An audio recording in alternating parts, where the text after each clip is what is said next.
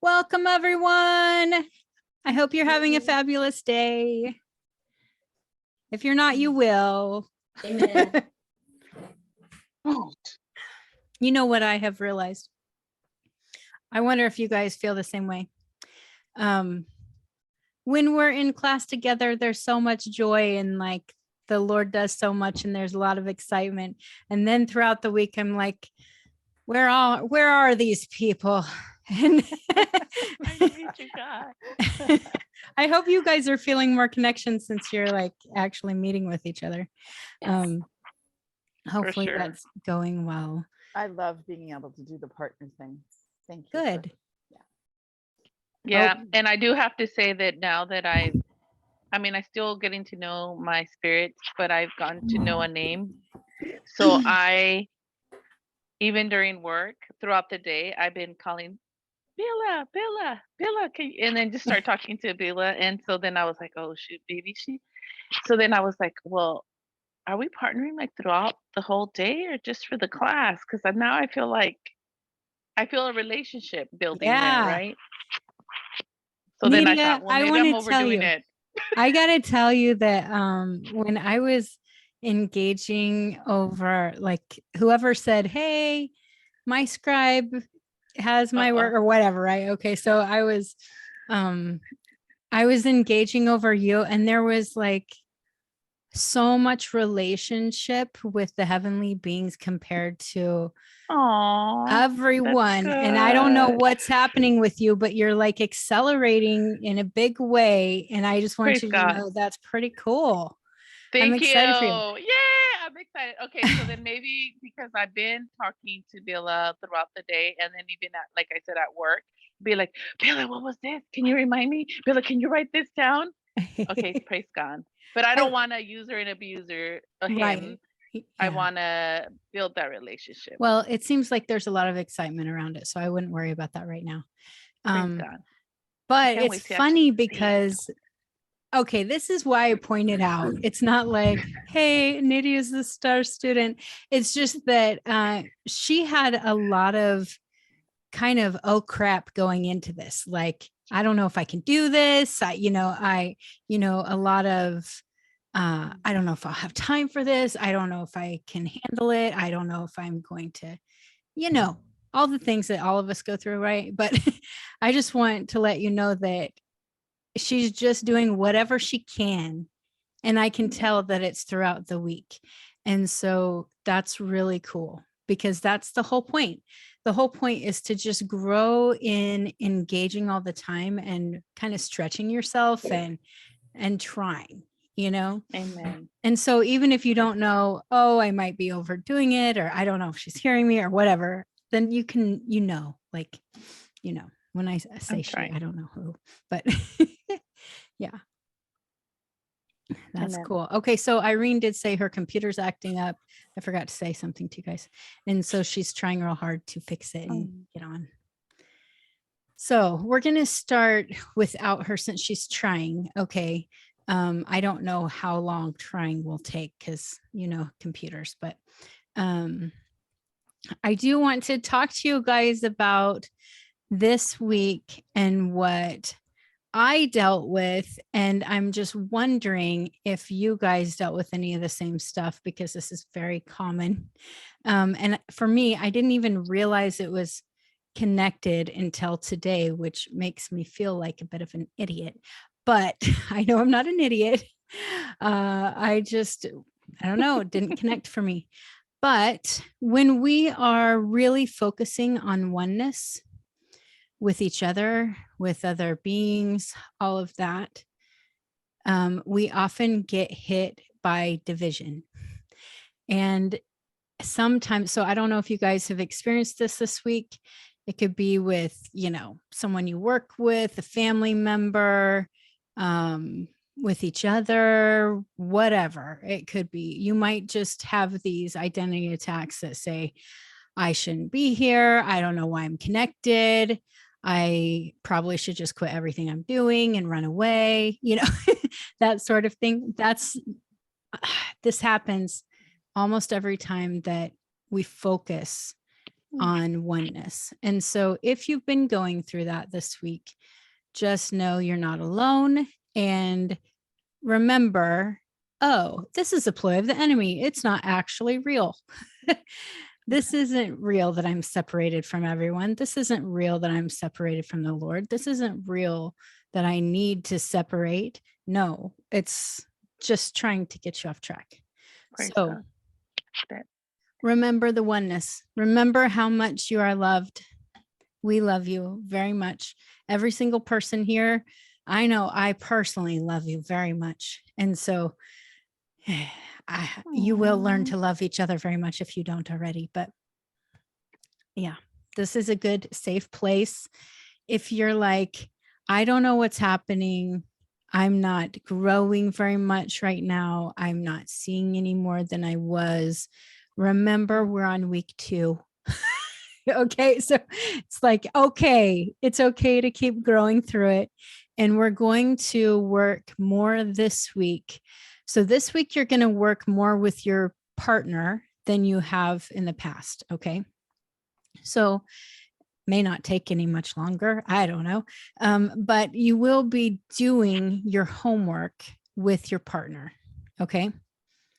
And the point is to help each other do the homework. Does that make sense? So, for instance, maybe you're like, I don't know, I can't even do any of this stuff because I'm not seeing or hearing or anything.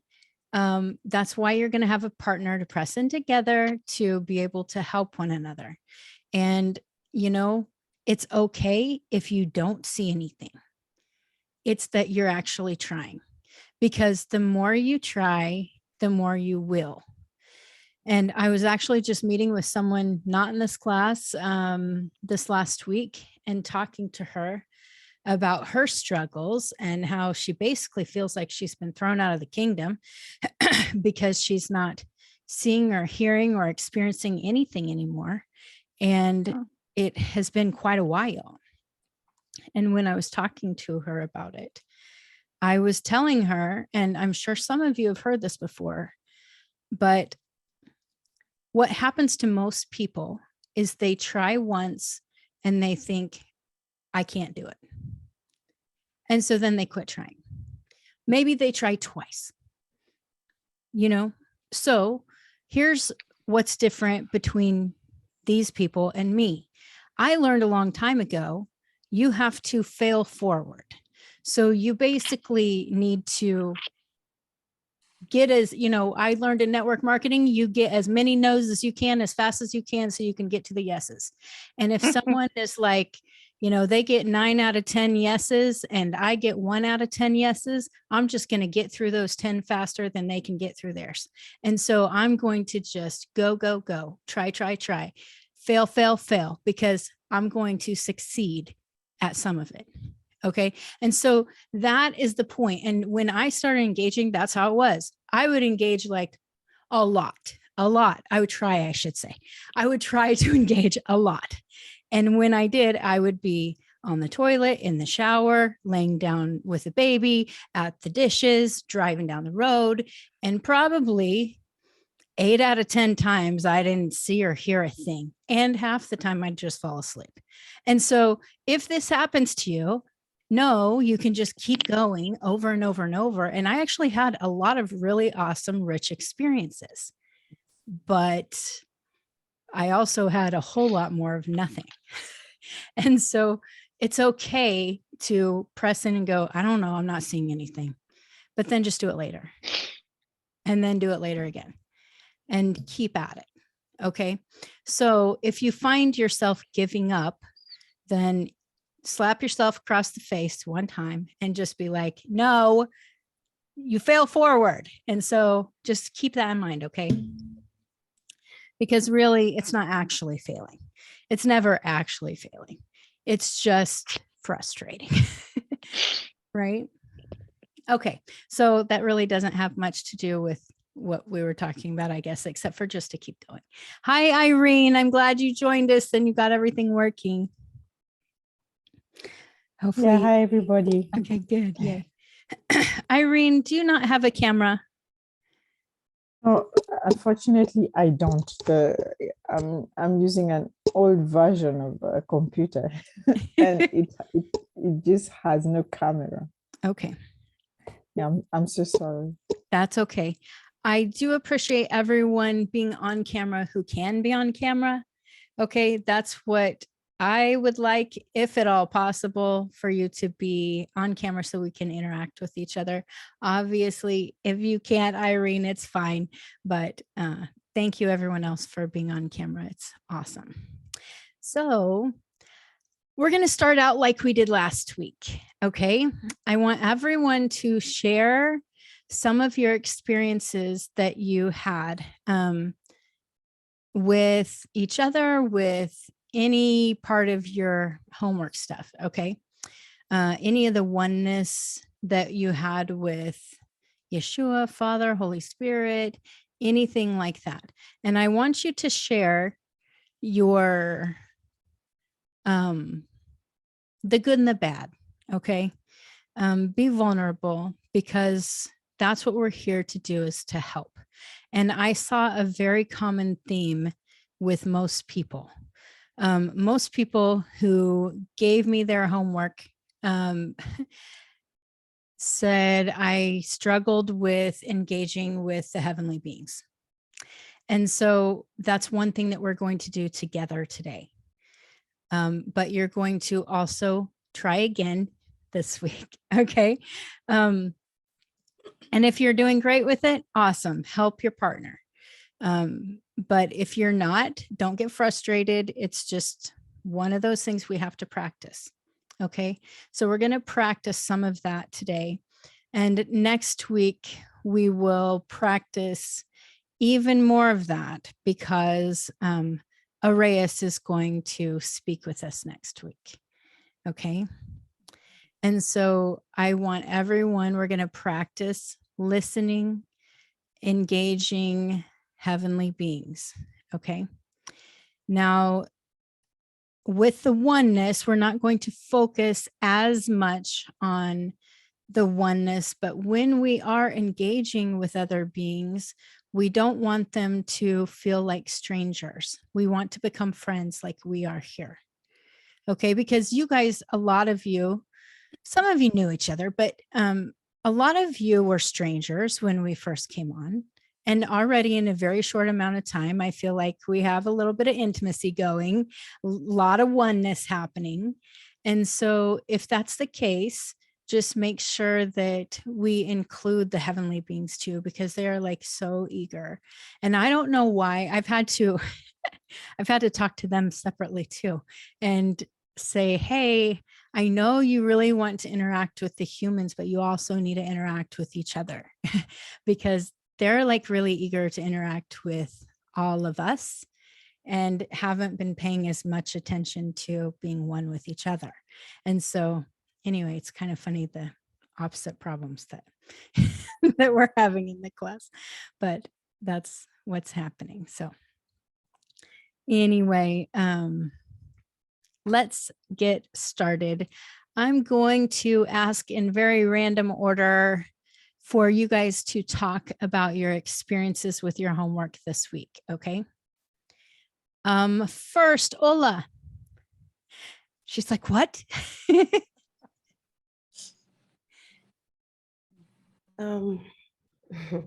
I had, I don't know. I think it didn't really go well. In my own opinion. I struggled this week. And I don't know what to say. Well, I think it'd be good if you talked, you sent me a message today. I think it was today. That was today, right? Do you remember what you said to me? Yes. Yes. Okay, well, go ahead and just explain a little bit about how you feel, okay? Can you do that? Um, hmm. So I have been praying about restoration of my sight. And I know that for my ministry, God wants me to pray with mothers. And I know that generally I'm called to be an intercessor. So I've had 3 different people reach out to me to pray with them. And when I prayed with them, I saw more, and it affected my own dream life. So I felt that God wanted me to do it. But I realized that I was drained the whole week. And so I don't know, I'm struggling to discern what God's will, if it was God's will or not. And because I want to please him. And at the same time, I'm thinking maybe because I haven't really started the mother thing, I should be praying with people. I didn't know what to do, so I just did them. But I felt really drained because I'm also trying to do my own personal prayer, but it was a mess. So I don't know, I feel like I had a messy week. Yeah. I did receive stuff, but I don't know how to fix them around the homework. I don't know how to organize my week around the different sections of things that we were supposed to do. So I don't even know what to say because I'm a compartmentalized person and it feels like it was disorganized. So I don't know how to report back. Okay. Well, I wanted you to start because I wanted to talk about this with everyone. Because I have had to navigate the same thing in my own walk. And as you grow in ministry with other people, you will have to do the same thing. So here's what I'm really talking about. You can get overwhelmed with the amount of ministry that you do. And when I say ministry, it can be any kind, like it can just be engaging over somebody, praying over somebody. And that sort of thing. I'll tell you what, before I ever started any kind of teaching or anything like that, okay, I was a part of another group where I was benching with them, but I still wasn't doing any kind of teaching or anything like that. And people started hearing me talk in the group about my experiences and things like that. And all of a sudden, I started getting everyone coming to me, asking me to take them to the courts and the courts of heaven. And that's where everything kind of started. And when that happened, I was, of course, I'll help you, whatever the Lord wants, right? And so I did. And I knew I was supposed to, but it started becoming way too much for me, like all hours of the day, because people are in different parts of the world. And then not only that, I feel like I'm not having enough of my own relationship. And I'm just helping other people all the time. And yes, I'm seeing and engaging with the Lord, but it's like not for my own stuff, And that was happening to me a lot. And I actually had to go, God, I can't handle this. I don't know what to do. And he gave me specific parameters, which made me extremely uncomfortable. Okay, first of all, you guys some of you might know this about me, but boundaries are hard for me. Okay, super difficult. I happen to have lived a life of people pleasing, and I struggle with saying no, anything like that. You know what else I struggle with? Asking for money. These 2 things in my life are like the worst. Okay, saying no and asking for money. So what does God have me do? say no and ask for money. And so it was the worst. And I was like, I can't do this. No. And he made me have specific, like, set up appointments where people can book appointments with me, where I have certain hours that I work, and I can only do so many appointments every week.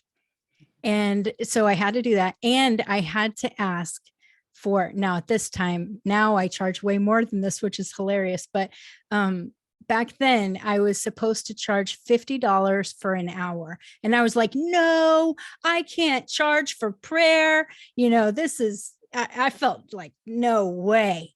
But I was like, well, I guess I have to be obedient. And so I thought, well, that'll weed out a lot of people because they won't want to pay for it. And so anyway, what ended up happening is it was super healthy, and it did weed out the people who didn't want to pay for it. And the people who were actually serious about it, even if they didn't have the money, they would try to trade, you know, I'll do this for you. I'll do some graphic design for you. If you'll do this, I'll, you know, whatever. And it was like, they're actually trading into what the Lord's doing, which is the whole point. The whole point was that they're investing in what God's doing. And so anyway, the other thing is that he told me that on Sabbath, which I observe Sabbath Friday sundown to Saturday sundown, which is the actual day of Sabbath, if you know anything about the Hebrew calendar. But when I say that, it's like Saturday is named Sabbath. Okay. So that's what I mean. I'm not talking about rest, but you know, Sabbath for me was a day of rest. And he told me that on my day of rest, I'm supposed to only engage with my personal relationship with him, not engage over anybody else, unless it was like a huge emergency, which everybody thinks their stuff is an emergency, by the way. But he would let me know, like, okay, this one you can. But I would have to say, I'm going to have to, and I would even sometimes say, sure, I'll engage with you and get back to you when I hear something. And I would just not be able to engage until a day later. But that's what I still do, because it is, everybody does this.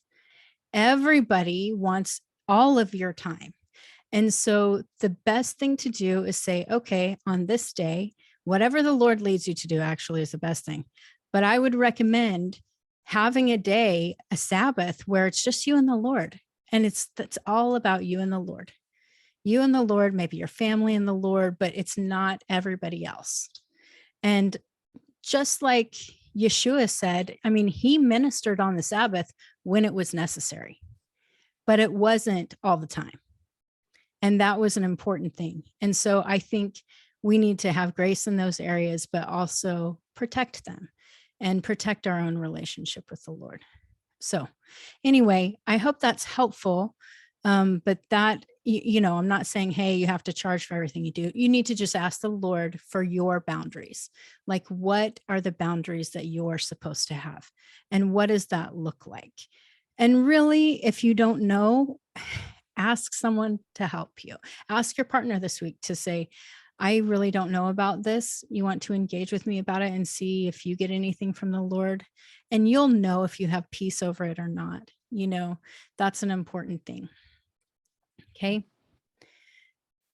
So I know that didn't solve all your problems, Ola, but I do think it's helpful for everyone to learn that part of ministry, because it's, for me, I had to navigate all that alone. And I didn't have anybody to say, hey, Chris, you need to set up boundaries. It just got to my breaking point when I said, I can't do it. And so I hope you don't have to go through that. You know, I hope that this is something that you can do. Okay, hold on one second. I need to, okay, I'm just going to say, yes, Irene, that's fine. Okay. All right. So anyway, thank you for sharing, Ola. And I know it's not easy. And it's okay if you say, I'm setting aside this day to just focus on the homework and no other day. It's fine if you want to do that. You just do what you feel the Lord leads you to do.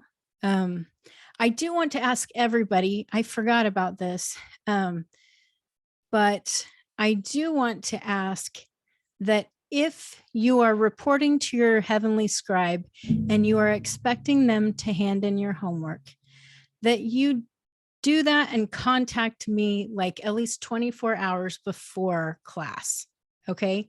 Because getting a message 5 minutes before class is, I can't do that, you guys, like boundaries. Okay. So I'm just going to say that I gotta straighten my hair, y'all. I mean, I know that sounds silly, but I have stuff that I do too. And so I can't just focus on all of that right before. So if you could at least aim for 24 hours before class, Chris needs to engage with my scribe. Okay. And then I will spend time to do that. Okay. Anyway, Thank I you. never said anything about that. Didn't even think of that until it's on. And so that's why you're not in trouble for doing that or anything. I never put those expectations out. So yes, you're welcome. Hi. I have never seen you in a head covering like that. You're looking very African today. Beautiful. That's awesome. So let's go to Dottie. Can you share about what you experienced this week? For me. So I met with Myrna, and I think I received more while I was trying to lie down and rest and go to sleep. And I just said, I'm just going to be one with you, Father, and just I need some sleep. And then instead, he started showing me things, and we were going to meet in a couple of hours. So instead, he showed me things for her. And I saw, I believe this was for her. And we had engaged already before, going down a little hallway and turning left, and she had a red chainsaw. The last time we had seen each other, we were with each other, she saw chains that were breaking. And I saw like a potbelly stove with one of these front openings that kind of looks like this. And he goes, ee! It was creaking open, and it just opened up, and she got to be free or whatever. But so I saw this red chainsaw, and I'm like, why red and why a chainsaw? I'm like, oh, we're breaking the chains. And I don't know where this room was, but it looked like she was going into a kitchen or entering to the kitchen. And even though I was like doing the walking or seeing, I felt like it was for her. Then I saw what's like a square dance dress. I don't know if you know, they have big flare dresses, flare skirts. And I just saw it from the side, this green pattern dress with a wide white border.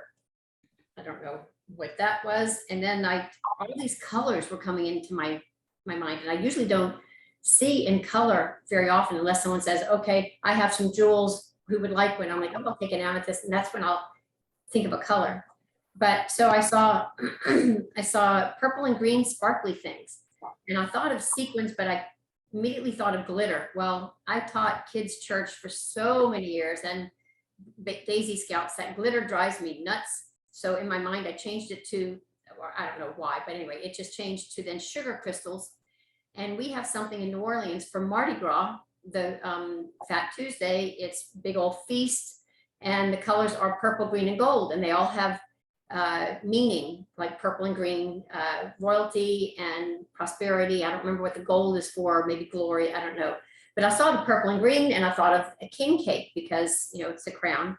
And when I spoke to her, she says purple and green are her favorite colors. She loves anything glittery, sparkly. Glitter's wonderful. I'm like, but glitter, you can't get rid of glitter. Oh, but it's all wonderful. Everything glitters wonderful. She wouldn't have me say, she wouldn't understand or agree with the fact that I could think that glitter gets into everything. And when you're picking up 25 students worth of glitter, there's a little problem with that. But anyway, so it was great. Then I saw her having a camellia. It was just a flower, a pink flower that has lots of, you know, petals that go out, out, out. And I said, but it was like this big, and I said it was pink. And she said, and when she realized, and I showed her the picture what it was, she said, I think I have that in my backyard. I have those in my yard. And because I just dyed my hair red and still kind of blonde on the bottom, another time we were talking about something, and I said, I saw Yeshua taking out, or Yahweh taking a little seed out of a glass tube. It was like this, and kind of, anyway, and it had little white fluffy flowers, and then it was planted, and all of a sudden it has roots that were all growing on the bottom, really thick roots, and a thick trunk, and at the top were these big, branches and trees and stuff, and I pictured a little red on the top, and I'm like, it's kind of like me, but it reminded me of mimosa flowers. Does anybody know what a mimosa tree or a monkey pod tree is?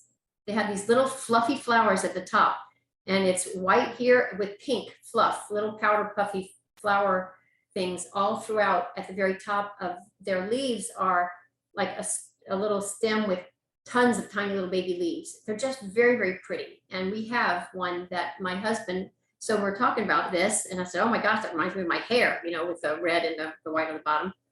And I said, because I was showing her how it's two-tone now, and I didn't like that, didn't mean for it to be like that, but it is what it is. And my husband had cut this tree down when it was a year or so old because it froze. And I showed her a picture of it, and it was a stump maybe 3 feet, 4 feet off the ground. The next year, 2 branches from that trunk grew out, and now it covers 50 feet by 30 feet. Huge, up, up, up. The birds love it, the squirrels love it, and it was just beautiful. And so anyway, I knew that God was doing something in my life. And anyway, I saw a lot more when I was with her. And there's also a doll that I saw her, like a sky dancer, where you pull a string. There's this doll that has like her legs are like plastic, and they fit into this thing, and you pull the string, and she just spins around and flies upward into the sky. And I had seen her like a sky dancer. And then right before we met the last time, I was taking a shower. I said, okay, let me just jump in the shower, see you in about 15 minutes. And I pictured the shower as a waterfall, and I'm still engaging, because I said, God, can I still engage for her, even though, one with her, even though we're not talking yet. And I pictured her under a waterfall, just receiving from the Lord. And then she started dancing, like reaching out that way and this way, like a ballerina. And then she started spinning around. And that's what reminded me of when I had seen her as a ballerina dancer. And her hair was in a long braid ponytail. And she was just enjoying the Lord's presence as she skated around like an ice skater. And so anyway, that's most of what there's a lot of other stuff that I did see. And one last thing is, when I was shaking, I saw someone, I think me, on Friday, shaking a big pepper shaker. Like it was like this big, as big as my cup. And I was shaking it. Why would you do that when the top is this way? So it shook behind me, and all the pepper was going at the enemy that was behind me, and it caused them to sneeze and go away. And a new way to attack the enemy. I love it. But Let's I still just give them allergies. It's fine. Yes, I struggle to see my teammates, I talk about angels, and I'm not sure if I still have someone named, I don't know if Tyrone is a name that I just made up, or if I have a bison and a turtle, and I'm struggling with that. And like, this is real, right, God? I'm like, I trust Christine, and I trust this. So when I'm off doing on my own, why am I feeling so foolish? And just because I haven't seen them. So I still struggle with that. I really am trying though. Okay, how many people, with a raise of hands, how many people have thought they might have heard a name from an angel or a being and been like, that's too weird, that can't be right? Please, I am not the only one. Look how many people are like this. Like, we've all been there.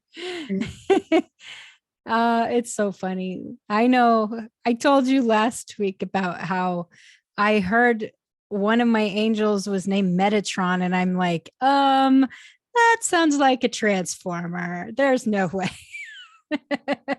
I mean, we all have these weird things, and it always happens like that. So it's okay.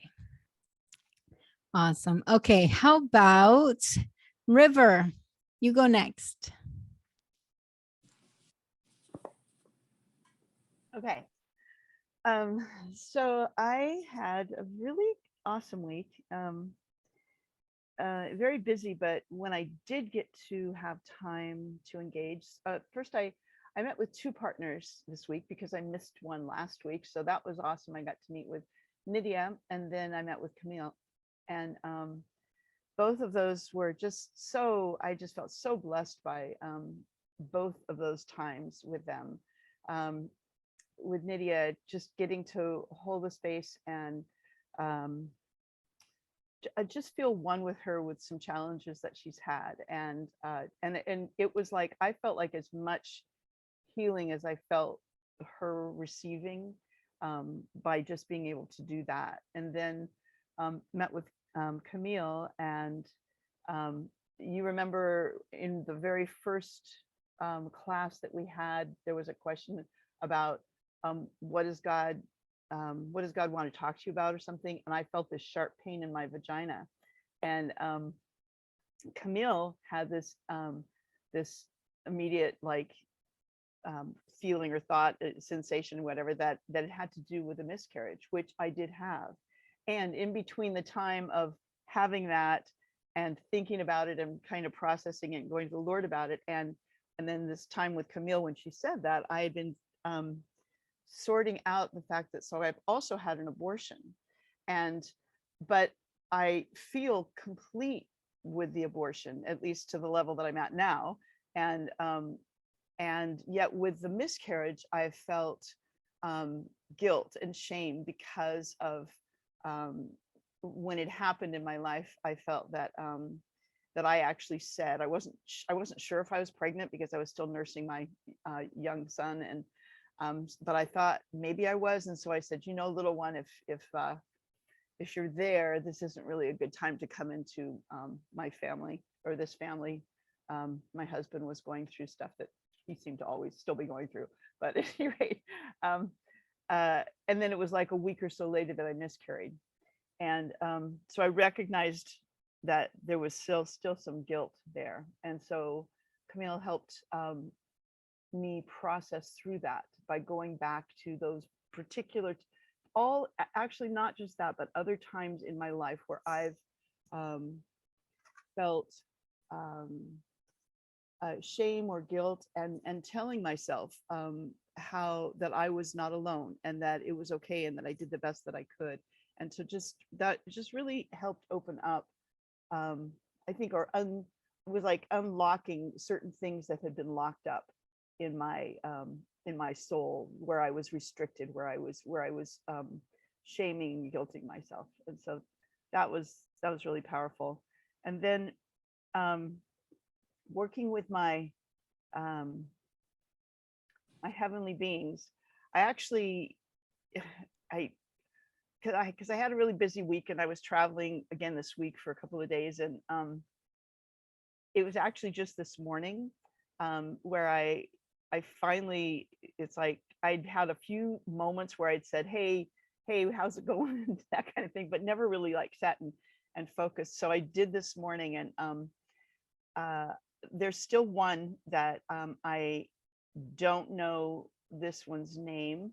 I'm not sure, it might have been in a dream. I had a very one of those kind of amazingly realistic dreams where I really felt the Holy Spirit in the dream, like just in my body. I was like part awake and part in this dream, and there was a person in that there that might be the person. I just need to explore that some more. But I was talking with Silver specifically this morning, and I was asking him questions, and like, why would you want to partner with me? And we had some other questions, and at a certain point he said, well, write me a song. And I thought, well, I could do that. And then I thought, well, I'm only doing it with the Holy Spirit though. And then all of a sudden I started having these words come, and so I never got the music part to it, but I thought I would just read it to you guys. That's okay. So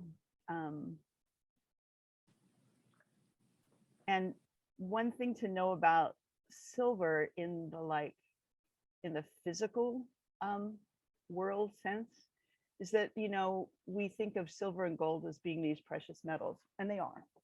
And always throughout history, gold has been like the number one, and silver's just kind of like, but in reality, that's part of a big, that's not true.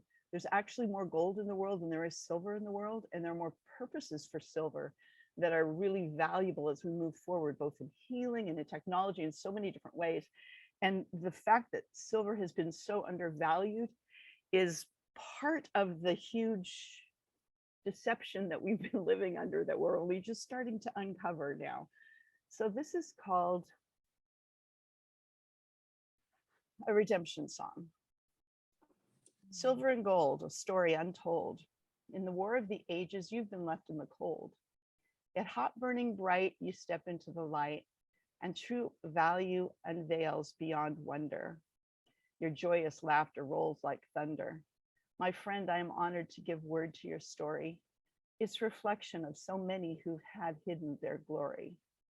Now time is completing this lie that was woven by spirits and man whose darkness have chosen. For truth is power in words, heaven's roar to earth, his will be done evermore. So that was just the story. That was really touching to Silver, just so you know. Yeah, he told me that he liked it. And I mean, I don't know how I'm going to put that to music, but I'll do something. So it's been, I would say, just the whole, and even the conference that I went to, which was about the work that I do, which is with the pregnancy centers that, and the battle that we're in the state of Washington around that. It all just kind of wove together into this huge story of like God just pulling us all to the place where we are stepping into that which he has intended us to be, for his glory and for his redemptive power, for heaven to come to earth, and we get to be a part of that. And anyway, it's very exciting and humbling at the same time. Thank you, River. That's cool. All right, Camille, Yes. your turn. Let's see. Can you hear me? Yep. Oh, okay. Let me go back here. I was so honored to be able to meet with River and Irene this week. Such a blessing for so many reasons. I'll just go with River because she spoke right now. And River, that was an absolute beautiful, beautiful tribute and song. And it just touched me so deeply with Silver. I love that. And I love that you have that in you to be able to express like that. When I met with River, it was perfect timing. When she was talking about the pain in her private area, I immediately knew, and I was like, and the Lord said, don't say anything, because I wanted to say something because that's who I am. And so I'm learning that to be obedient and not say something that I just feel all the time. And sometimes you're not supposed to say anything, even if you feel it. Just because you know it, it doesn't mean you have to do it.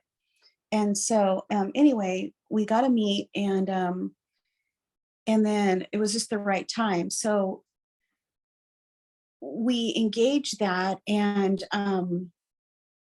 it was so beautiful and so healing. And I know that she felt like, well, I'm not engaging for you or over you or whatnot. No, she was feeling that. But the thing about it is, when you engage with somebody, or at least I find for myself, that it's healing for me too. And, dealing with shame and guilt, we all have that at different levels and different times and in different situations. And so being reminded the Holy Spirit reminding me of different times in my life where I felt that. It was just a beautiful thing to be able to experience it with her, and still dealing with it in myself, in different parts of myself. So that was so beautiful for me to be able to experience that with her and get to know her and partner with her through that.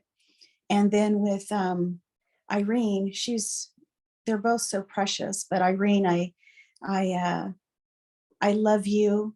I love River. I love all of you, but Irene, I was in awe of your vulnerability and your willingness to share with another person the things that we shared together. And I'll never forget that. And it was so healing for me. And I know being vulnerable doesn't mean we have to just always say all of our stuff in front of everybody, but we can acknowledge the fact, and we made space for certain things that we've gone through, some things similar. And it was very healing to make space for, like this, when we have these things and we're full of these things, shame, guilt, or anger, unforgiveness, or whatever those things are. The Lord is so willing. He's just waiting for us to open those spaces up. And sometimes we're not even aware that he's not in those spaces. But then parts of us are, because we still have the shame, guilt, anger, unforgiveness, or whatever, fear, whatever else it is. So anyway, it was beautiful for us to be able to make space and then actually invite the Father in, and he could fill up those spaces that were occupied by all these other things. And so it was just a beautiful experience for all of us. And then on my being, I struggle with that a little bit. I even wrote it in my homework about having a little bit of a struggle with my bird.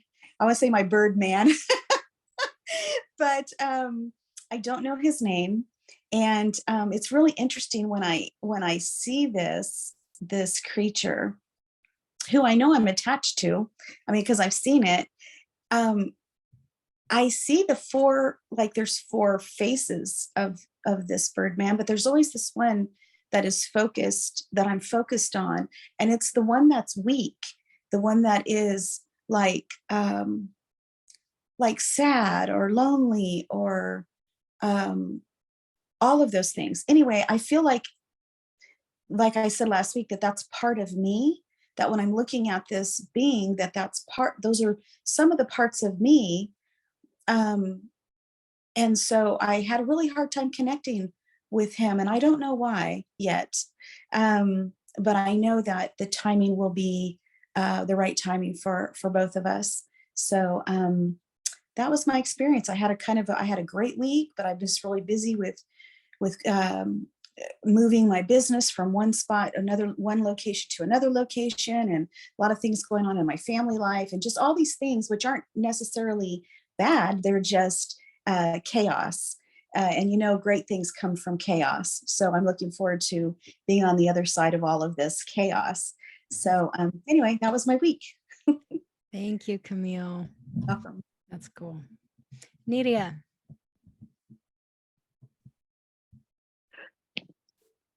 Hi, everybody. I am so excited all the time being with you guys, because you're like my favorite part of the week. Let's see where to start. I like how Camille was saying, chaos. There's something always good that comes out of chaos. There's always something good that comes out of pain, and it's true. And I feel like my life is one chaos after another, but I always get, praise God, always something good comes out of it. And so for me, for my homework, I really, really been in a healing journey, seems like all my lifetime. So I want to continue doing that. And so the first question was like, ask the Lord to seek your heart and see if, find your heart and stuff like that. And so I did. And I met with River, praise God. And that was, we engaged through that, and just, pour out my heart and just really trying to be vulnerable and trusting the Lord to clean all the gunk out of my heart. And so that was beautiful because even through that, and even now, I feel like when I was trying to engage in oneness with the Lord, that I still felt like a little teeny residue of worthlessness, and engaging with like stepping into His presence by faith. I still did it, right? But like recognizing my feelings, I still felt like a little residue of worthlessness. And I don't know why I've been crying since the beginning of this class. So I know something's going on. But full of emotions. And another thing that the Lord showed me is that I am an emotional person, and sort of like embrace that, which I kind of had a hard time, but I do have a better time with it now. And so that was like engaging with the Lord in oneness that I recognized in myself. That I that is getting better. It's getting better. And so then again, just this week, just by faith doing it, regardless of how I personally felt about it. And then wow. I've been engaging a lot and talking a lot with one of my beings. The other being, I feel like his name was like Heart Healer, but I still want to know him or her more. And I've intentionally tried at least say it out loud, try to. But throughout like my week, a funny thing, because in this class, I felt like I got the answer. Yeah, you're supposed to engage with your being because work is your ministry. Because throughout work, I was like calling up on my beings and help me, because it's been a busy, chaotic week. And so I got like confirmation. Yes, you're supposed to be engaging constantly, kind of when reminded when Christine said, we're like living from heaven down on earth. So constantly be engaging them, constantly be talking to them, and of course the Lord and stuff. And so this week, kind of like jumping all over the place. You know, all this week I felt like my identity was attacked as well. Um, I also having to step back. Well, kind of when Ola was talking about her experience in her week. Um, I've I'm a recovering people pleaser. I am still trying to set healthy boundaries even around myself, my family, my work. And even when I feel like I got it, boy, somebody's really pushing those boundaries and I have to rethink boundaries against, around this particular situation now and that situation. And so I had that going on this week as well, like setting new boundaries over, certain people or certain situations. But this week, as I was learning or practicing that, um, I found myself kind of stepping back and asking the Lord, and the Lord giving me peace about having people wait, because even in the natural, they want things now. Everything's a fire now. Take care of this now because I can't wait. And um, I I can remember this particular situation when I was like, nope, it's gonna have to wait until after my meeting. Sorry, can't take care of it. And even though the other person basically threw a big old fit, didn't like it, but by the time I got to it, you know what? It wasn't that big of a deal. It wasn't what they thought it was. It wasn't a bomb. It wasn't one of those scary situations. It's actually the Lord. I want to say the Lord kind of was working on it already, even if I wasn't like touching on it. So that gave me built my trust to trust the Lord to handle things and know which ones to handle now and which ones can wait. And I guess that's what I will continue to learn and practice at work. Patience is, I can get very impatient, and so I know I need to work on patience. And as I feel like I still want to, and I still need to practice oneness with Holy Spirit and Papa and my beings. I love that, and I need to do that. On one of them, I was so excited. I get so excited when something happens and then I ruin it myself. So I saw a beautiful diamond. It was so real when I was engaging by myself. I saw a beautiful diamond. I got so excited and I was like, oh yes, my diamond. And then it's like where it's gone. And so I need to practice not to wear my emotions on my sleeve and be too jumpy, because I mess things up for myself. So yeah, just a learning experience. I do want to say yes, I was very, very, very, very blessed by meeting with River, and um through that whole, wow. I mean, even the second time we met, engaging for her, I kept seeing, it's so exciting to see stuff, and then by faith to share those. Like I saw a guitar and I saw one of they're not called chords. What are they called? Strings. Um, and then comes to find out that she now even composes music. It's like, oh my gosh, so excited. I've been blessed so much by working with Beulah in the spirit, and I cannot wait to be able to meet my other spirit, like I met him, but like interact some more, and want to hear all the spirit realm like loud and clear. Like hit me with a 4x4. There's no doubt. There's no doubt in my mind that I heard this or I saw this. Like I cannot wait to get there. Like that's what I want. I want to be able to see, hear, feel in the natural.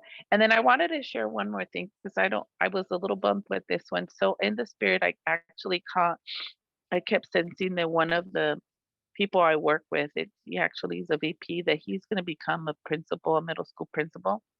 I kind of got that in the spirit, and I wasn't even engaging over that. And I just kind of got it, and I was like, okay, whatever. And the second time I got it, like days after, I picked it up and I was like, oh, I'm gonna go tell him. I go tell him. This is so exciting. I'm gonna go tell him. But then I feel like maybe it was in the right timing anyway. So when I went up to him and say, hey, I just thought I share this because I feel like I got to speak it over you. And anyways, I am a woman of prayer and meditation. I'm just gonna say it. And so then I spoke in, and he just looks at me like, of course he's not a Christian man or a believer. And he just looks at me like it felt like he didn't receive it. And then I was kind of like brokenhearted, because of course, I was so excited for him, and I wanted him to be like me and be like, yay, like, I don't know, excited about it. So he didn't seem like he received it. But then this last Friday, he was talking about it. And so then he expressed a little bit of like, yeah, that's actually what I've been wanting to. And there's going to be this position on the elementary. And he was just kind of talking to me a little bit about it. And I was like, but you are going to be the middle school principal, not the elementary principal. Anyways, I thought that was kind of cool. But in the beginning, I was like brokenhearted, like, oh my God, I heard of this. And he just totally rejected it. And that was me. But so I think he heard it, at least. Maybe not quite received it, but he heard it. But anyway, so that was my week. And yeah, I don't know. Oh, and then when you were talking about Silver, I have this special love for Silver that I've had since I was little. And I just love him. And I wish I can hear him and engaged with him. Yeah, anyways. That's cool. Well, you want to know what? I fell in love with Silver long time ago. Okay, not fell in love. You guys might misunderstand me when I say that, but I really love him. No. Anyway, I really love Silver. And after I met with him and started getting to know him and seeing what he loved and what he was good at and all of the things, I started wanting to honor him like all the time. And so I bought coral toothpaste that has silver in it. And I bought a big thing of real silverware instead of just like pretend silverware. You know what I'm talking about? Anyway, I don't know what Stainless steel. there you go. Yeah. And all sorts of things. And anyway, the funny thing is, for a long time, the silverware that I had, I was like asking the Lord, because it was a couple years ago and I didn't have any money, and so I was like, Lord, I really want real silverware just to honor silver. And I saw on Facebook Marketplace someone put up this thing of all the silver at a garage sale, and so I like went and got it for real cheap, but it was all tarnished, and so I was looking at Pinterest to see how to fix it to make it look really good again. And anyway, never got around to it. It just sat up on top of my cabinet for a long time. And I just had one single fork that was silver. And I favored this fork all the time. I just wanted to go use that fork only all the time, because it was silver. And if it wasn't clean, I was mad. And so anyway, I finally, like, I don't know, a month ago or something, got around to really making the silver shine and using all of the silver, and I replaced everything, and it's all just to honor silver. So anyway, I'm saying that because if you remember, the culture of heaven is honor. And that we can do that with anything, by writing a song, you know, by doing whatever is in your heart, you know. It might be something like using toothpaste with silver in it every day, like me, or whatever. Doesn't have to be just silver, but you know what I'm saying. There's something in your heart that you can do to honor the different beings that you meet.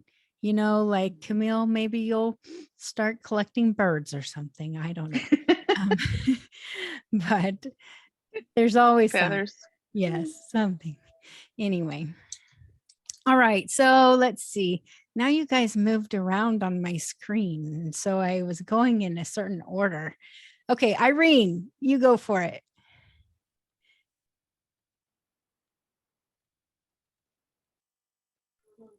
Cool. Can you hear me? Yeah, now we can hear you. Yeah, cool. It's nice you chose me, because I was like, me. Good. Okay, wow. This week,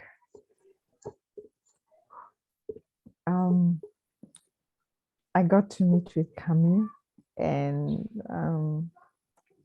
it was just awesome.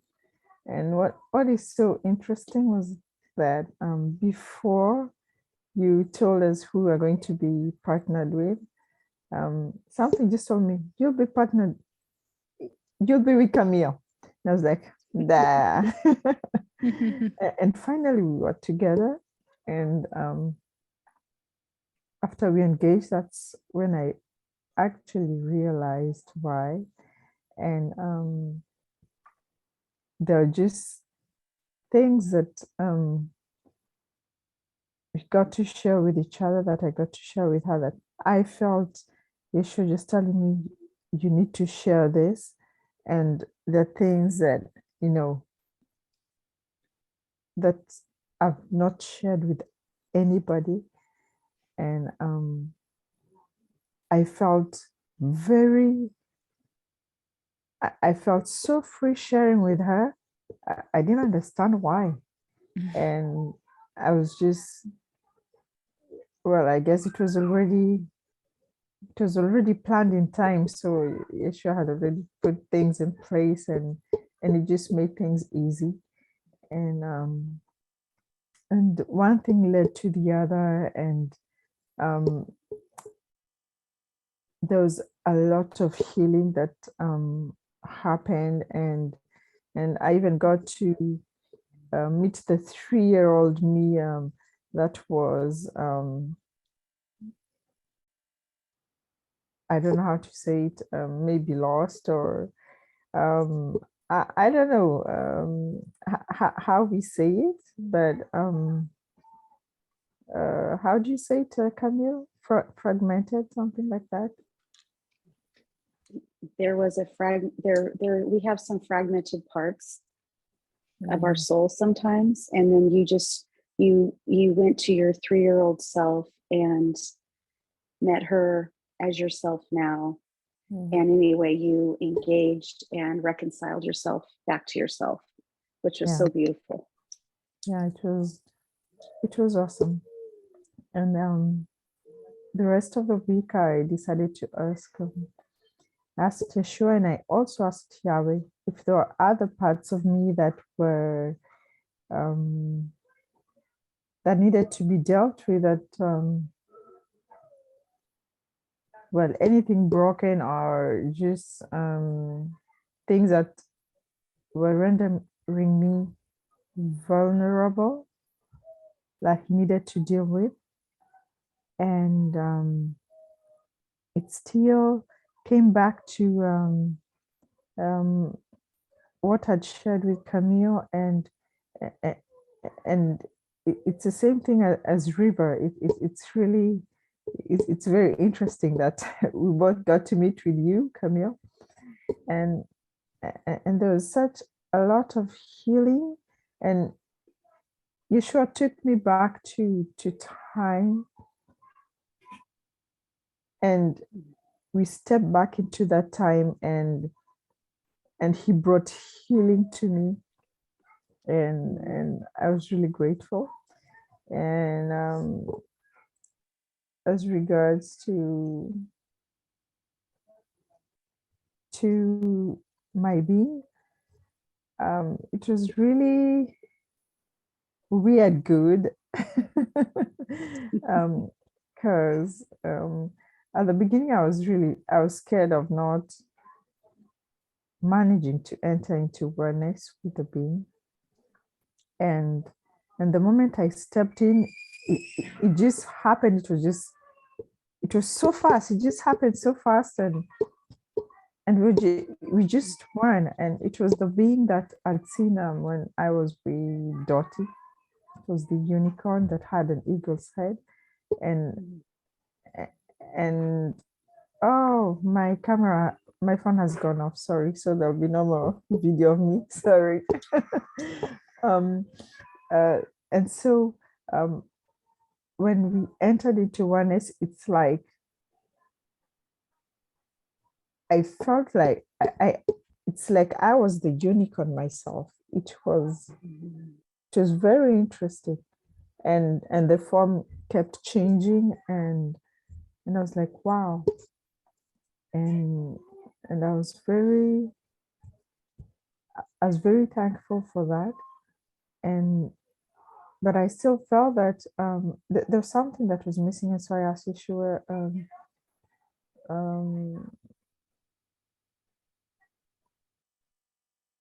I felt that I was supposed to ask him a specific question, and I felt drawn to the beings that felt the most neglected, and I asked him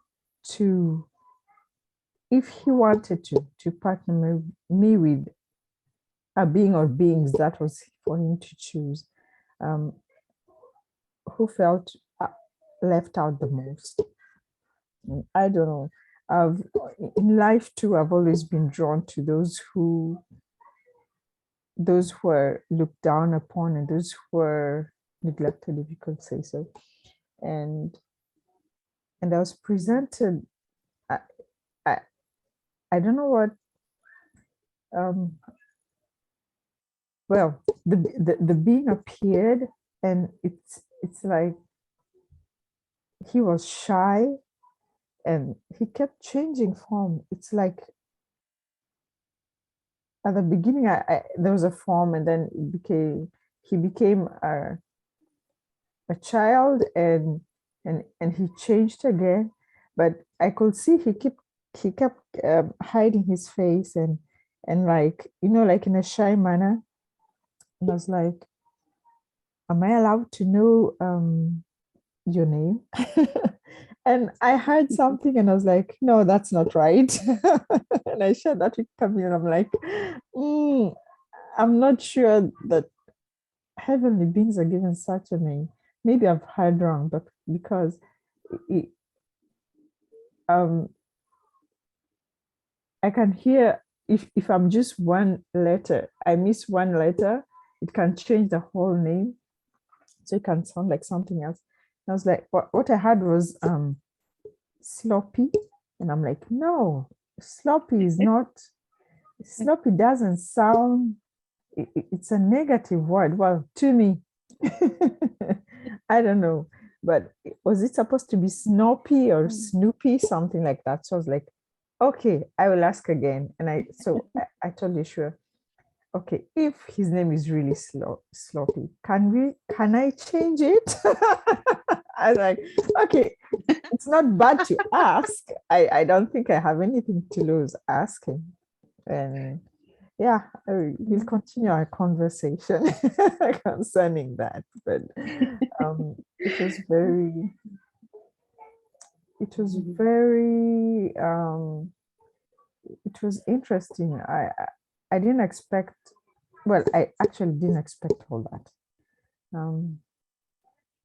Finding beings who are that shy, it's interesting. So I told you, sure, I have an idea of what we can call him, but yeah, he'll tell me. Yeah, That's fun. that's basically it. That's cool. I don't know if I've gone through all the things I was supposed to go through.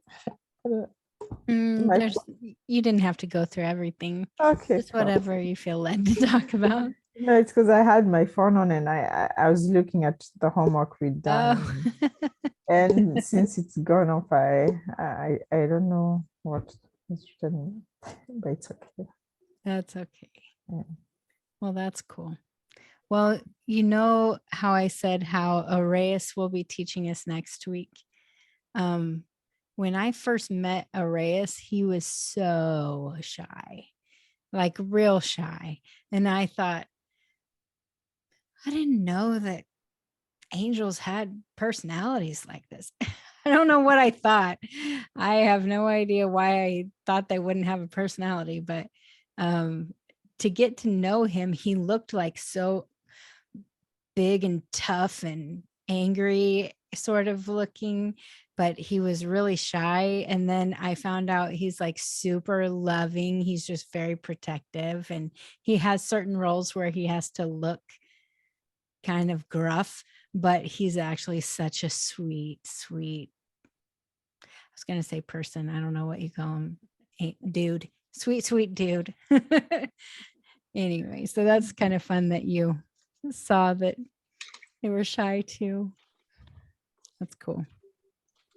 Okay, Sam.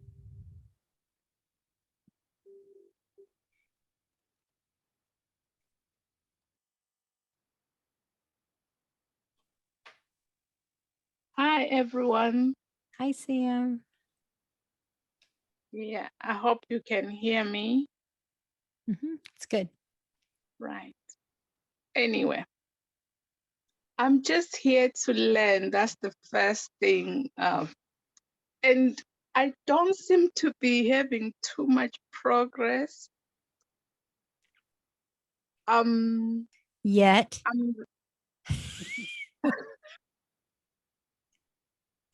Yet. That's right. But what I am noticing is, what I am sensing is, I think there's been so much religion engraved in me, so it has to come out, and then the good stuff to come back in. And I'm so happy that I am here and that I am learning at this time, and I'm trusting God to really change me. So I got this revelation from Yahweh that initially I believed that when you have sinned, you cannot go to Father. But Father revealed to me that that's when you have to come to me. because you cannot change yourself, but I made you so I can change you. So it was a very, very big relief. So I just like that, and I love it so much. When I engaged with the Holy Spirit, I felt like he was releasing that Holy Ghost fire into my being, and there was all the fire in my body that I was feeling and sensing. So I got the impression that there is cleansing that is happening. Mhm. Not sure, but there we are. So when I engaged with Ola, basically she was saying she's struggling as much as I was, but we managed to sense that it's like I was in a car, but my car was getting stuck somehow. So you like drive and then it gets stuck. So basically when we're looking at a car, we're thinking that's my ministry. So we were led to the fact that I need to work on my prayer life. So if I can recall a lot of in my life, it's like when I am praying with consistency, things work. But when I stop, I get stuck. So I really related to that. But that's where I am. Anyone who can help, I'm here. Help. At least you're joyfully wanting help. That's awesome. Yeah, because that's why I'm here. That's why I want to be open. That's why I want to learn, because I know that God is taking us to a level that I cannot do it on my own. Yeah. But I can do it with everyone else and in Him. And great things are coming, guys. Yes. Can I chime in? I feel Sure. like I wanted to share something, Sam, because I feel like I've been there, done that, and still can get stuck on that. And that's why I call it snack prayer, because I'm constantly talking to the Lord, no matter what it is that I'm doing, because I feel like I have a hard time separating 1 hour, 2 hour, 3 hour, spending with the Lord. So throughout my day, I'm like a mad woman, crazy woman. I'm talking to him all the time. I sometimes hear him. I sometimes don't think I hear him, but it's like a constant prayer all day long versus what I thought I had to do was, which is still good to do, right? Spend 1, 2, 3 hours just strictly focusing in him and engaging in him. So I don't know if I don't know. I just wanted to share that I snack pray because I talk to him all the time, but it's because I want him next to me every day, every second of the day. Yeah. Yeah. Good stuff. Thank you. That's awesome. Cool. All right, Myrna. Last but not least. Yeah, gonna say hi, everyone. Hi. Just I found a few things, about me that I didn't like. It actually comes some things in my dream. I knew that, I don't want to do something, particular. But it comes in my dream, but I just come to a point to stop there, but it doesn't actually get completed. And I said to the Lord, why is it these actually happening to me? Why is it, trying to trick me or trying to come in my dream if it didn't come into reality right now, because I recognize it, then I say, no, Holy Spirit, take over when things, happen. And then I've been asking the Lord if any roots of it as well. That's cool.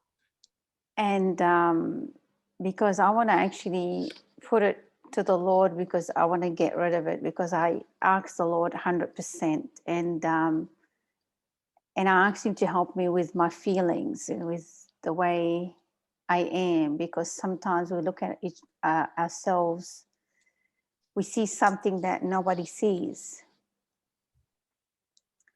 And I knew that when I was small. I think Christine recognized something a long time ago. First, when I met her, the Lord actually asked her to give me a toy, a doll.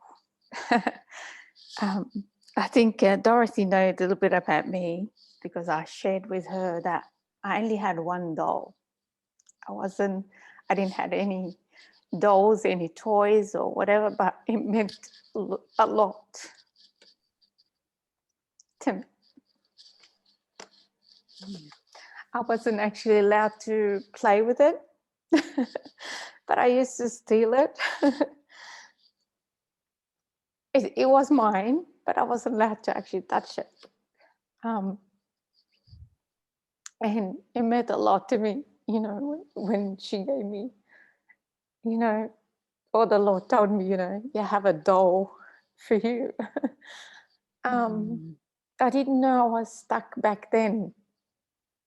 And still back then, like I want something. So I get to sometimes I want something and I'll go and take it. But then I come back to it and I say, well, why did I took it?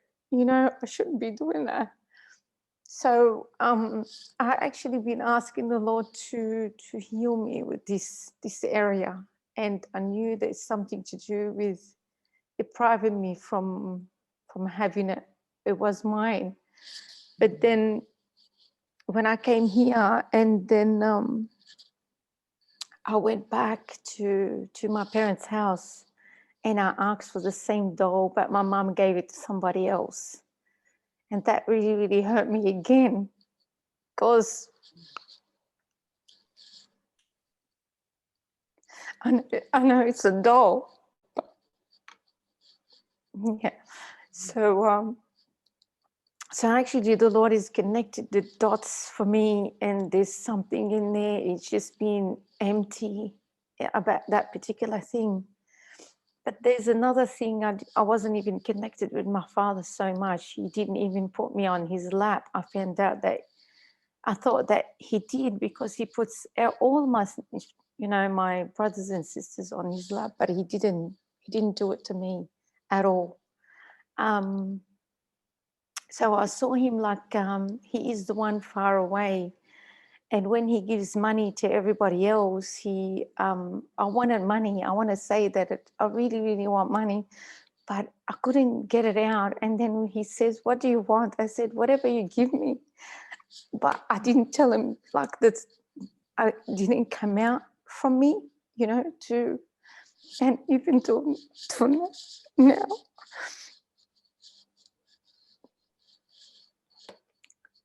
Like it did affect all my life, that when somebody asked me, what do you want? I just cannot do or, say things what actually has got to do with money. So I was just asking the Lord for healing with that, with these two things. Because I think that is the big issue, and I'm not sure if there's other things in there, but I'm just asking the Lord, I need healing with these things.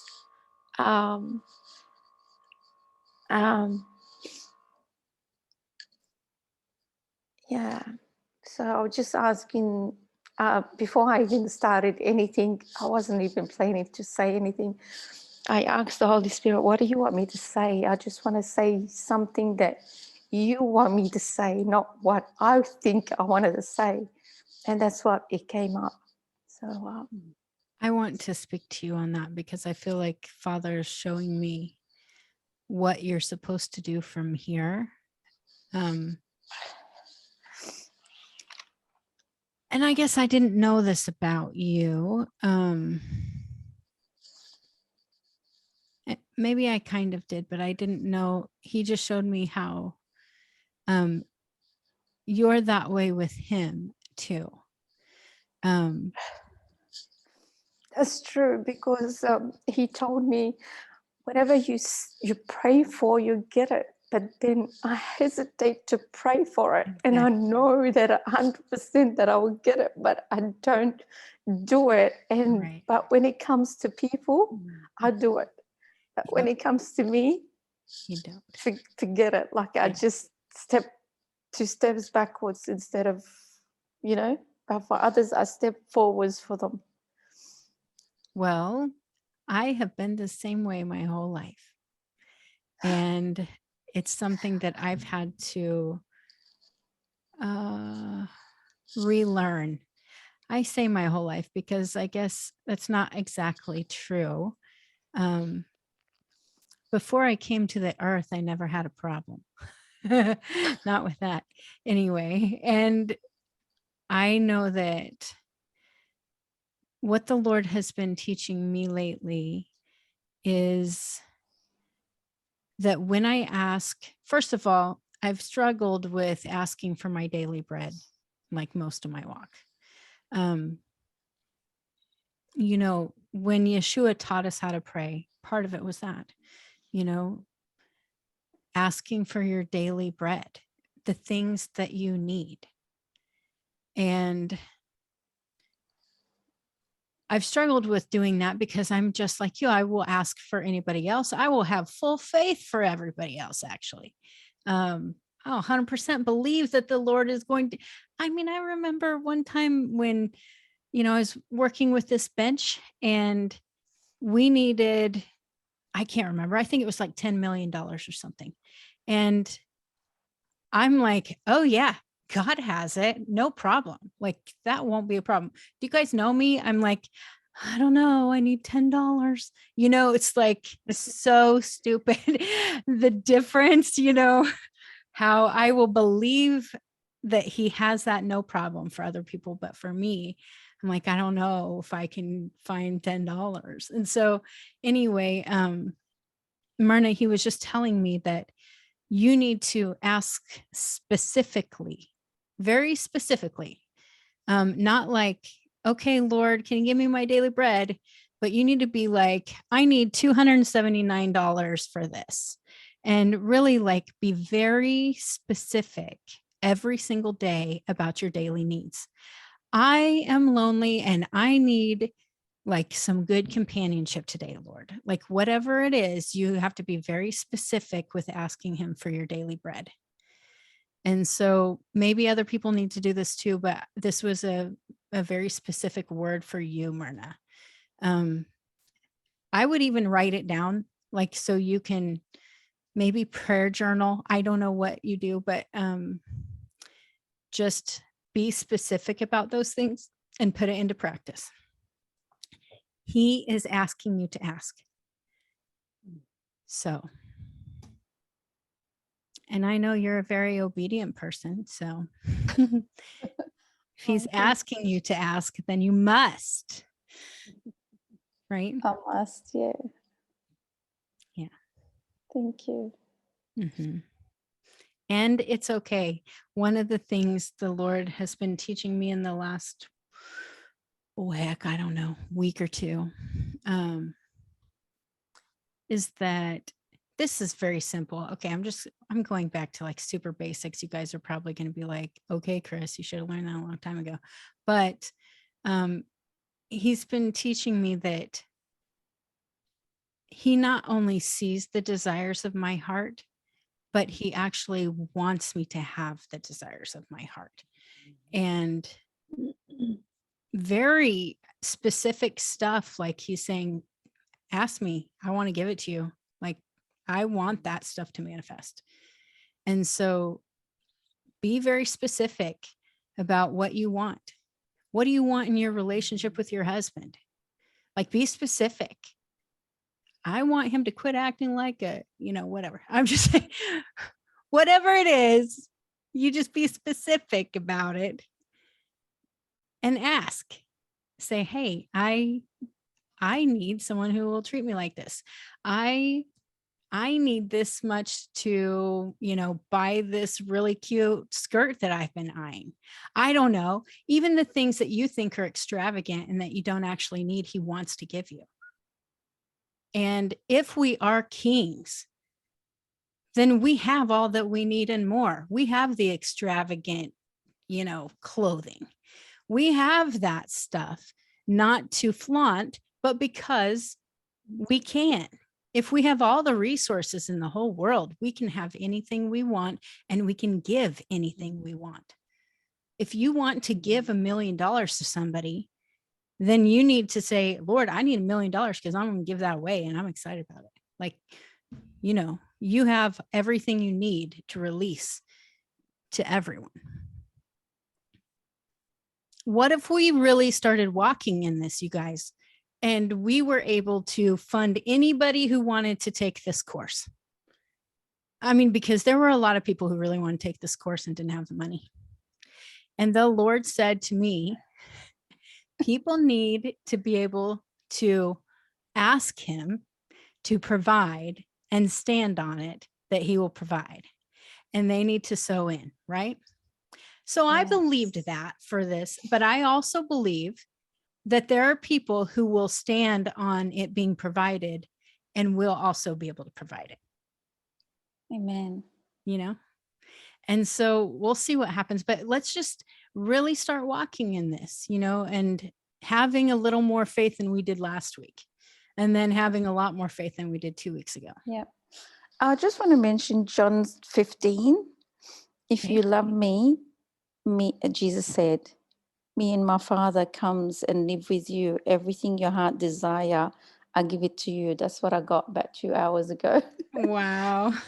And it says, Jesus said, ask, that's mean demand. It's not just asking, it's demanding. That's actually what I got. Wow. And now you said, and that is confirmation what you're saying. Demand.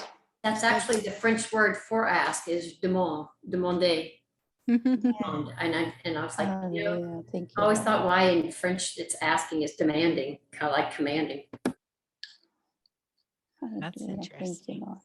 Yeah. Can you repeat that scripture address?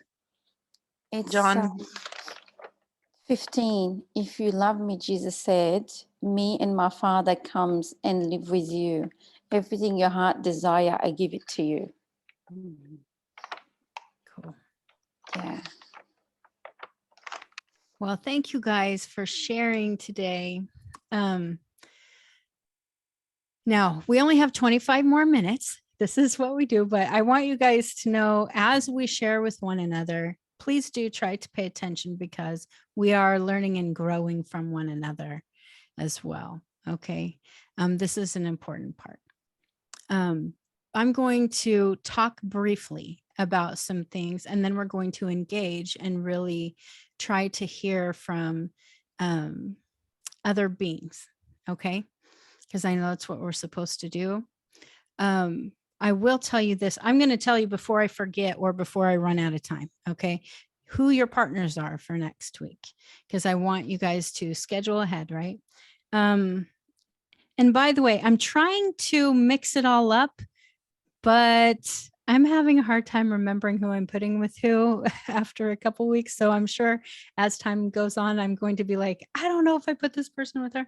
So I think I have everybody mixed up still, but if not, let me know. Okay. I have been asking the Lord about these things and redoing it all the time. But I have Myrna and Camille. You haven't been together, right? Mm-mm. Okay, good. I have, where are we? I have Ola and Irene. And then I have Nidia and Sam. And I have Dottie and River. Okay. Everybody good? Okay, cool. Get with each other. And then if you remember this next week, this week, I should say, you are going to want to work together on your homework. Okay.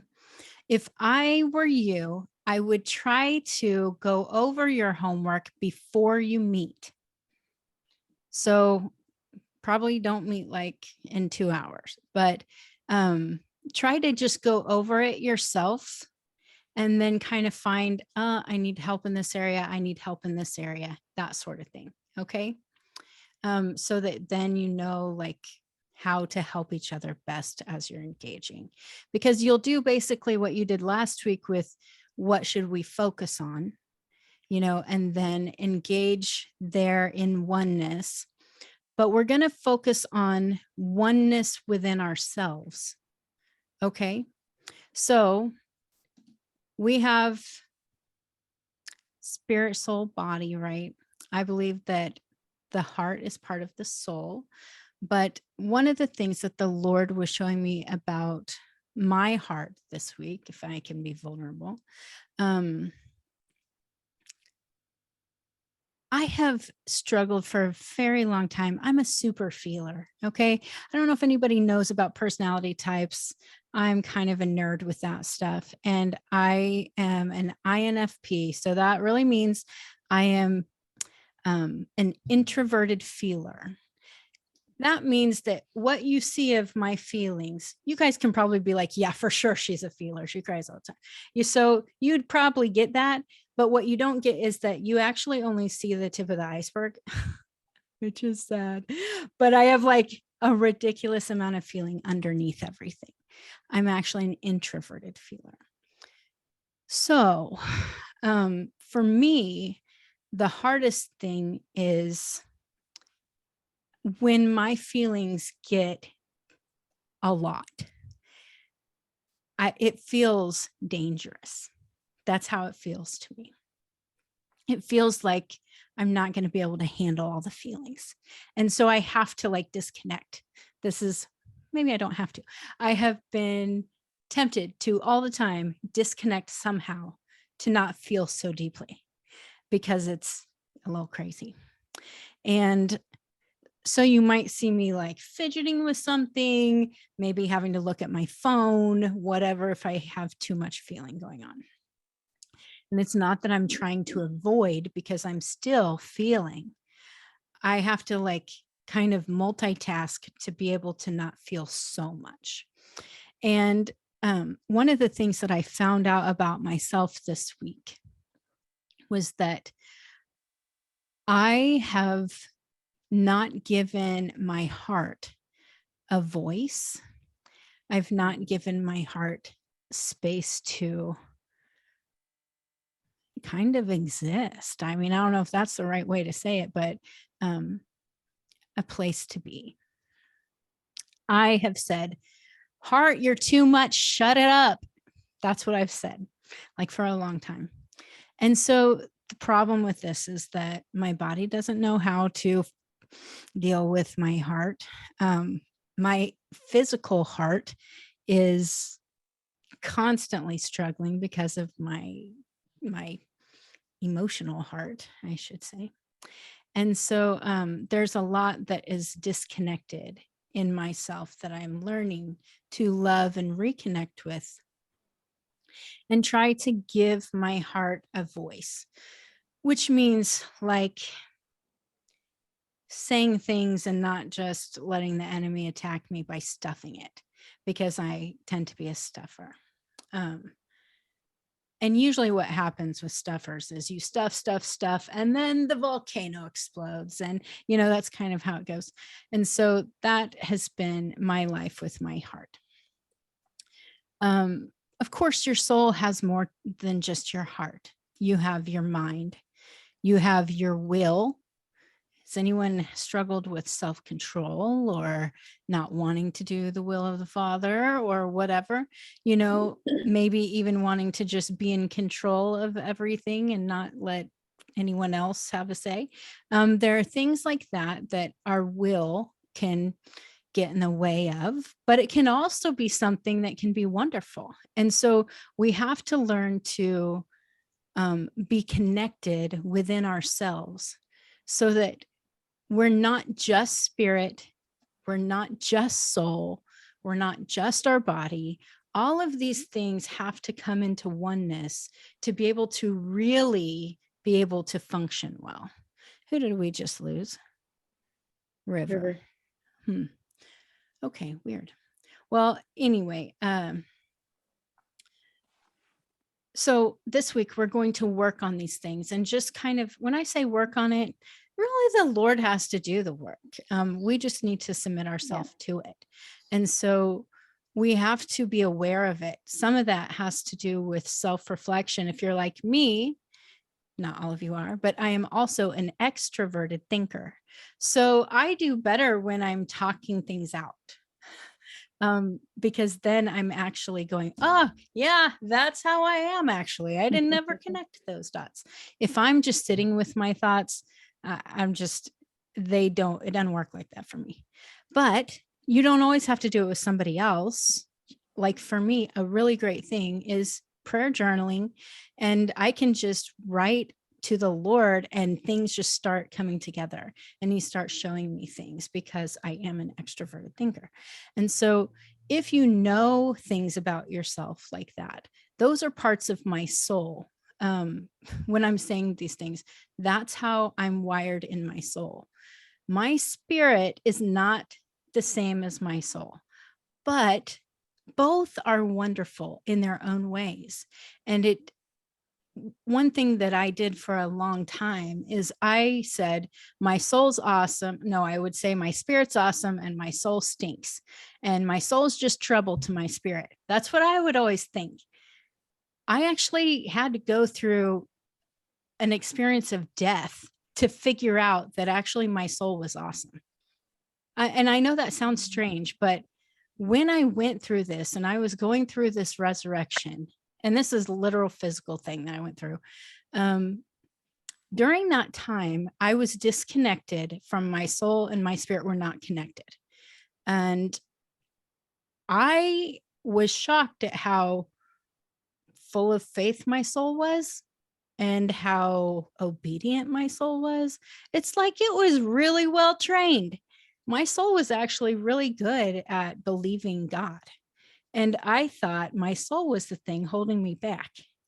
And so it's so interesting. We can learn a lot about ourselves if we ask the Lord to just show us. And we don't have to die to do that. But apparently I had to. Anyway, we're just going to submit ourselves to that and to see, where does your body feel disconnected? Because that's also something I've struggled with a lot, is my body, like I'm condemning my body all the time and saying how terrible you are, which isn't true. My body has done a heck of a job of healing 1,000,000 times and trying to keep me safe and all of that. And I've just been like, you're fat, you look stupid, or whatever. And that's not what I need to be. Why are you feeling pain? Shut off the pain. It's just trying to communicate that I need help. And so anyway, if we can learn to love ourselves and let these things come back into line with what the Lord has created us to be, everything will start to work a lot better. And I mean, in a million ways. You're going to start being able to function in the earth better, function in the heavens better, all of that connected, being more connected with other people. Like there's so many things that helps with. So we're going to go over that this week, okay, in the homework stuff. We don't have very much time right now. And I say that I can't go over this week because I have a 3:00 Kingdom Builders. Is anyone here at Kingdom Builder? I know some of you are. A few. Okay, so today, after this, look at the link on Kingdom Builders because we're doing Engaging Heaven King Builders today. So anyway, right after this, let's engage together now. And we're going to focus on listening to heavenly beings. Okay. Now, as we do this, today we're going to say some things out loud. Okay. As we're engaging. The reason is that it is very likely, because we're in class, they will speak one at a time or speak only to one of us at a time. Okay. So you might go, I'm hearing nothing. And then another person is going to be like, I'm hearing this stuff, but I'm pretty sure I'm wrong. And then you'll be right. So you just need to know if you're sensing something in your mind or whatever. It doesn't have to be literally hearing or literally seeing, but if you're sensing something, say it out loud. Okay. All right. Thanks.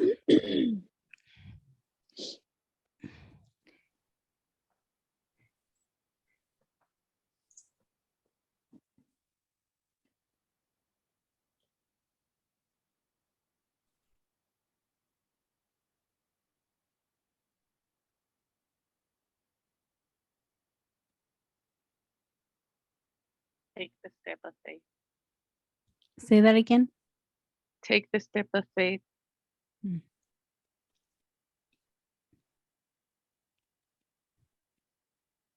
Stop the reasoning. Take the step of faith.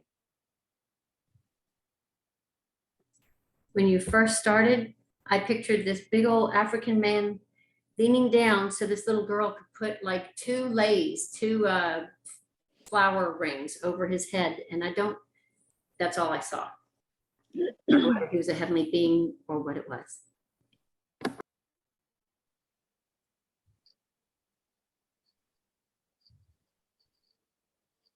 I saw a being tap Ola on the shoulder and whisper in your ear and just said, "You are so beautiful." And I thought, I hope she's hearing this. And then I thought, oh, it's probably not because that's why I'm hearing it. And so anyway, if you didn't hear that, I'm telling you what he said.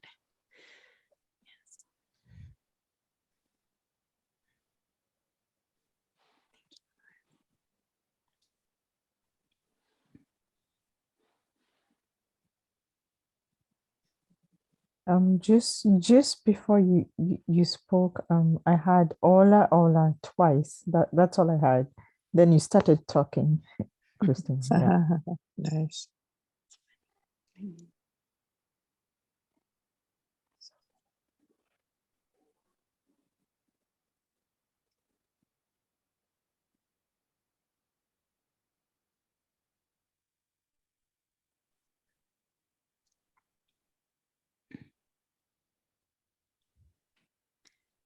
I just saw this short little man, definitely seems like someone from the Cloud of Witnesses, who came to Camille and gave her a book.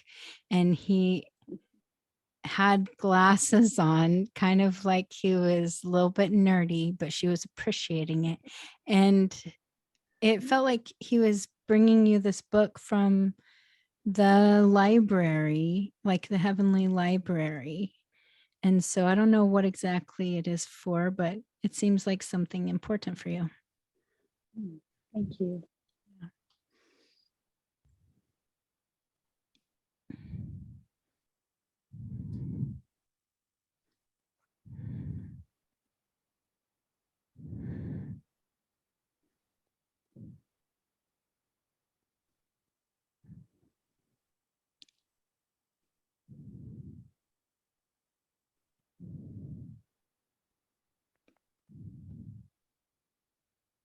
I don't know if we're allowed to go on field trips, but I pictured a very short roller coaster with a lot of different types of animals waving flags and then getting ready to go down this big slope. Cute you say that because I saw me holding Jesus' hand and kind of like swinging it like a little kid with their father, swinging it up and down, and we're going on a field trip. That's fun.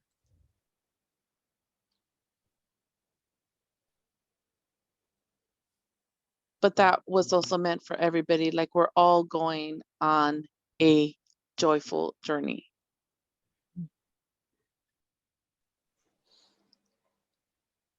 I'm not sure why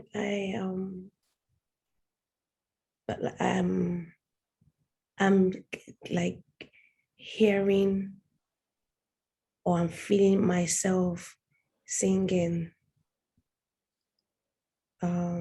like a song. I don't know if that's just me because I feel like we're in the presence of God and heavenly beings. What is the song? It's I give you glory, Lord, and I honor you. Sorry, I'm trying to sing in my mind. Can I sing it out? Yeah, of course. We give you glory, Lord, and we honor you. You are wonderful. You are worthy, oh Lord. You are wonderful. You are worthy to be praised. Ah, thank you. Nice.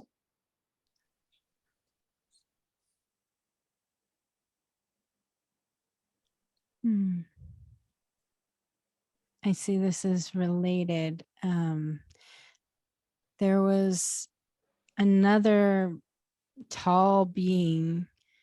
I don't know who he is, I guess, but he's part of our class, and he started sharing about kind of the transformation of the DNA that needs to happen with being one with ourselves, you know, in our different parts. And then as you started singing, I could tell that that's kind of what brings the transformation of the DNA is that worship and glorifying of the Father and all of that. So yeah. Thank you.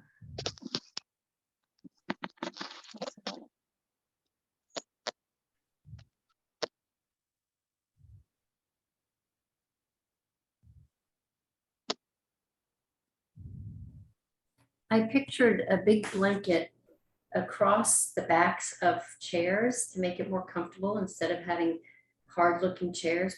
Maybe because I saw Camille's blanket behind her head, but as soon as I closed my eyes after seeing that, I just saw him against, this was a few minutes ago, but I just didn't say anything because I figured, oh, it's just because I saw hers. But I feel it again, like I feel it's more comfortable than, I don't like hard chairs. And then I just saw like a garlic, there are things that are in the shape of garlic, big garlic pod that you take off the top and you can put garlic in it. Anyway, I saw something that was sitting at the bottom of someone's desk on the floor like it was their lunchbox, but it was like garlic in there. And garlic has great beneficial properties, but it's strange. But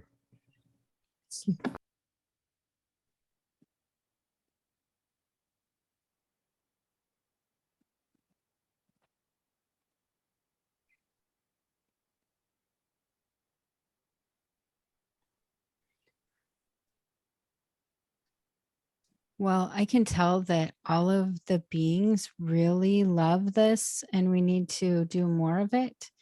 I don't have time for more of it right now, but we definitely need to focus here, I'm guessing this week. So please try, as the Lord leads, of course, you know, to focus on the different beings and what they want to communicate.